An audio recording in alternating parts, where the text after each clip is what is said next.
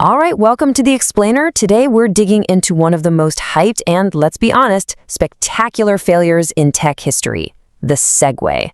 This was a device that promised to change absolutely everything, but somehow ended up as a punchline. Okay, so picture this. It's 2001, and the entire tech world is just buzzing about this top-secret project, codenamed Ginger. The buzz was so intense that you had legends like Steve Jobs making these impossibly huge predictions. You just can't overstate how electric the hype was. And this wasn't just talk. Not at all. The project pulled in over $100 million from some of the sharpest investors on the planet. We're talking John Doerr, the venture capitalist who famously backed giants like Amazon and Google. So yeah, all signs were pointing to something world-changing. But instead of re-architecting our cities, it became this novelty item for mall cops and tourists. It didn't change the world, it became a meme. So let's get into the story of why. All right, so let's start with the promise. Because to really understand the spectacular fall, you first have to appreciate just how insanely high the expectations were set. You know, the inventor, Dean Kamen, he had this genuinely noble vision. He saw the complete absurdity of using a 2,000-pound car to move a 150-pound person just a short distance. The Segway was meant to be his elegant, high-tech solution to that last-mile problem in our cities, making them cleaner and way more efficient. So for months, this hype machine was just churning. But when they finally pulled back the curtain and the world got its first look at the device, there was this massive, immediate disconnect between that grand vision and what was actually sitting there. The big reveal. It happens on Good Morning America. This was supposed to be a history-making moment, but the public's reaction wasn't this universal gasp of awe.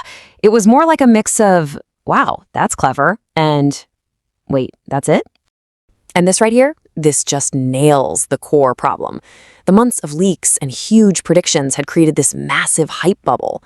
People were expecting a revolution, on par with the PC or the internet. But what they saw was, well, an expensive scooter. That world-changing expectation just could not match the motorized lawnmower reality. And almost instantly, it became a symbol for being kind of nerdy or lazy, not for being a futuristic pioneer. And that image was permanently cemented in everyone's minds when President George W. Bush famously took a tumble-off one in 2003. It didn't make you look like you were from the future, it made you look like you forgot how to walk. But look, it wasn't just an image problem. The Segway stumbled hard because it couldn't answer some very basic, really practical questions about where it actually belonged in the world. First off, the price was just staggering. At launch, it cost nearly $5,000. In today's money, that's almost $8,500. So right out of the gate, it's a luxury toy for the rich, not the revolutionary transport tool for the masses it was supposed to be. And this might have been its biggest design flaw of all. The thing was basically homeless. I mean, think about it. Our cities are built for two modes, people walking on sidewalks and cars driving on roads. The Segway was trapped in this regulatory no man's land, way too fast and bulky for the sidewalk, but a death trap out on the street. So ultimately, for most people, there was just no compelling need. This chart really says it all. While the Segway was struggling to sell a few thousand units a year, a practical alternative like a folding bike was selling over $250,000 in the same time. It solved a real problem at a reasonable price.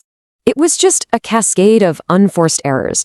The super secretive design process meant they never got feedback from actual users. It was way over-engineered, which made it heavy and drove that price sky high. And they completely failed to see the regulatory nightmare coming, with cities banning it almost as soon as it launched. But the story doesn't just end there with failure. In this really fascinating twist, the Segway's ghost, you could say, lives on. Its failure actually planted the seeds for a future it just couldn't be a part of. The company itself had a pretty rocky road. It was sold in 2009, then sold again in 2015 to its Chinese competitor, Ninebot. Then finally, in 2020, nearly 2 decades after that hyped-up launch, the last original Segway personal transporter rolled off the production line for good. But here's the twist. Ninebot, the company that bought Segway, didn't just bury the technology. No, they were smart. They recognized the engineering was brilliant, but the package was all wrong. So they repurposed it.